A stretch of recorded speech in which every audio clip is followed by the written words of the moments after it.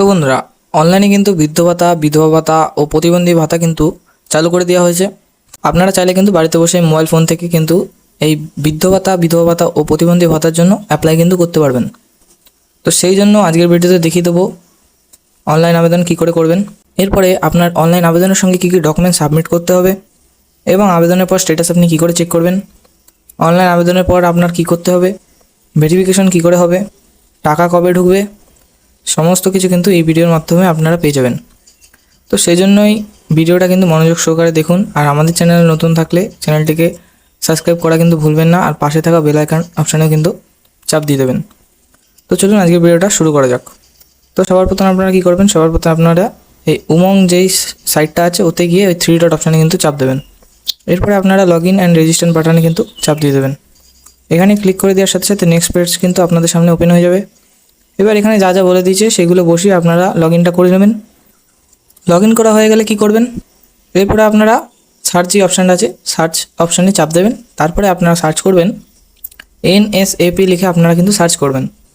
এরপরে আপনাদের সামনে অনেক অপশান চলে আসবে, কিন্তু এর মধ্যে যেই ডিপার্টমেন্টের মধ্যে যে প্রথম আছে যে ন্যাশনাল সোশ্যাল অ্যাসিস্ট্যান্স, ওতে আপনারা কিন্তু চাপ দেবেন। এরপরে কী হবে, নেক্সট পেজ আপনার সামনে ওপেন হয়ে যাবে। এরপরে নিচে অ্যাপ্লাই অনলাইন যে অপশান আছে ওতে আপনারা চাপ দিয়ে দেবেন। এই অপশানে চাপ দেওয়ার সঙ্গে সঙ্গে দেখতে পারবেন আপনাদের কিন্তু পোর্টালটা খুলে যাবে। এবার প্রথমে রয়েছে স্কিম অপশান, আপনারা স্কিমটা সিলেকশন করে নেবেন। প্রথমে রয়েছে প্রতিবন্ধীদের জন্য, দ্বিতীয় রয়েছে বার্ধক্য ভাতা, আর তৃতীয় রয়েছে কিন্তু বিধবা ভাতা। ঠিক আছে, এখান থেকে যেটা আপনারা করবেন সেটা সিলেকশন করে নেবেন। তারপরে ওখান থেকে আপনারা স্টেটটা সিলেকশন করবেন। এরপরে ডিস্ট্রিক্ট যে অপশান আছে ওখানে গিয়ে আপনার ডিস্ট্রিক্টটা সিলেকশন করে নেবেন। এরপর আপনি কী করবেন, এরপরে আপনার যে এরিয়া আছে সেটা রুরাল না আরবান সেটা কিন্তু আপনারা এখানে সিলেকশন করে নেবেন। তারপরে নিচে সাব ডিস্ট্রিক্ট সিলেকশন করবেন, পরে গ্রাম পঞ্চায়েত সিলেকশন করবেন। এরপরে তার নিচে আছে ভিলেজ অপশান, ভিলেজ অপশানে গিয়ে আপনার ভিলেজটা কিন্তু সিলেকশন করে নেবেন। ভিলেজটা সিলেকশন হয়ে গেলে নিচে কিন্তু হ্যাবিটেশন অপশান আছে, ওতে গিয়ে আপনার হ্যাবিটেশনটা সিলেকশন করে নেবেন। অথবা আপনার যেটা পাড়া সেই পাড়াটা কিন্তু, এরপরে রয়েছে আপনার নাম, আপনার নামটা কিন্তু এখানে সঠিকভাবে বসিয়ে দেবেন।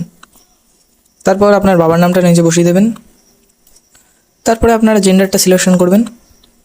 তারপর ডেট অফ বার্থের অপশান আছে, ডেট অফ বার্থটা আপনারা সিলেকশন করে আপনার যত বয়স, নিচে কিন্তু এজ দিয়ে আছে ওইখানে লিখে দেবেন আপনার বয়সটা।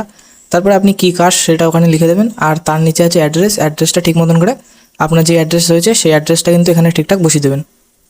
তারপর পিনকোডের অপশান আছে, পিনকোডটা আপনার যেই জায়গা ওখানকার যে পিনকোড আছে ওটা কিন্তু এখানে বসিয়ে দেবেন। সমস্ত কিছু দেওয়ার পরে কিন্তু দেখে নেবেন ঠিকঠাক আছে কিনা, তারপরে নেক্সট বাটনে কিন্তু প্রেস করবেন। এরপরে কী অপশান আছে, এরপরে অপশান দিয়েছে অ্যাকাউন্ট ডিটেলস, আপনার কিন্তু অ্যাকাউন্টের যে ডিটেলস ওটা কিন্তু এখানে বসাতে হবে। আপনার যদি বেনিফিশিয়ারি নাম্বার থাকে তাহলে এখানে বসাবেন, আর না থাকলে ছেড়ে দেবেন। আর যেই মোবাইল নাম্বারের সাথে অ্যাকাউন্টটা লিঙ্ক আছে সেই মোবাইল নাম্বারটা এখানে বসিয়ে দেবেন। এরপরে নিচে আছে পেমেন্ট মোড, পেমেন্ট মোড অপশানে গিয়ে আপনারা ব্যাঙ্ক অ্যাকাউন্টটা সিলেকশন করে নেবেন। নিচে কি বলে দিয়েছে যে আপনার কি IFSC কোড আছে, যদি থাকে তাহলে ইয়েস করবেন, নাহলে নো করবেন। যদি থাকে ইয়েস করে দিয়ে IFSC কোডটা কিন্তু এখানে বসিয়ে দেবেন।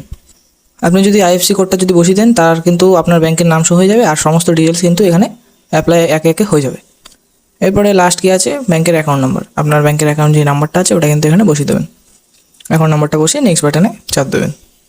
নেক্সট বাটন চাপ দেওয়ার পরে কী হবে, আপনার আধার কার্ডের যে ভেরিফিকেশন ওই ভেরিফিকেশনটা কিন্তু এখানে করতে হবে। তো আপনার আধার কার্ডের যে নামটা আছে সেই নামটা দিয়ে দেবেন। তার নিচে আছে আধার কার্ডের নাম্বার, আধার কার্ডের নাম্বারটা বসিয়ে দিয়ে আধার কার্ডে নিচে কি বলে দিয়েছে আপলোড ফটো, এই আপলোড ফটো অপশানে গিয়ে আপনার কিন্তু এই 50 KB মধ্যে একটি ফটো কিন্তু এখানে আপলোড করতে বলছে। তারপর কি হবে, তারপরে কিন্তু আপনার সমস্ত ডিটেলস দেওয়ার পরে নিচে প্রিভিউ সাবমিট এই অপশান আসবে। আপনারা যদি দেখতে চান যে সব কিছু ঠিক আছে কিনা তাহলে প্রিভিউ অপশানে চাপ দেবেন, তাছাড়া সাবমিট অপশানে প্রেস করবেন। এরপরে সাবমিট অপশানে চাপ দিলে কিন্তু আপনার কিন্তু অ্যাপ্লিকেশনটা সাবমিট হয়ে যাবে। এরপর আপনাকে একটা নাম্বার দিয়ে দেওয়া হবে, ওই নাম্বারটা যত্ন করে থুয়ে দেবেন। আপনার যদি স্ট্যাটাস চেক করতে চান তাহলে ওপরে এই অপশানে গিয়ে আপনার কিন্তু যেই নাম্বারটা আপনারা পেয়েছিলেন সেটা এখানে বসিয়ে সাবমিট করবেন। তো এইভাবে কিন্তু আপনারা চাইলে এই বৃদ্ধ ভাতা বা বিধবা ভাতা ও প্রতিবন্ধী ভাতার জন্য অনলাইনে কিন্তু অ্যাপ্লিকেশনটা করতে পারবেন। তো আজকের মতন এই পর্যন্ত, আবার দেখা হবে নতুন কোনো ভিডিওতে। ভিডিওটা ভালো লেগে থাকলে like, comment, share and subscribe করা কিন্তু ভুলবেন না। ধন্যবাদ।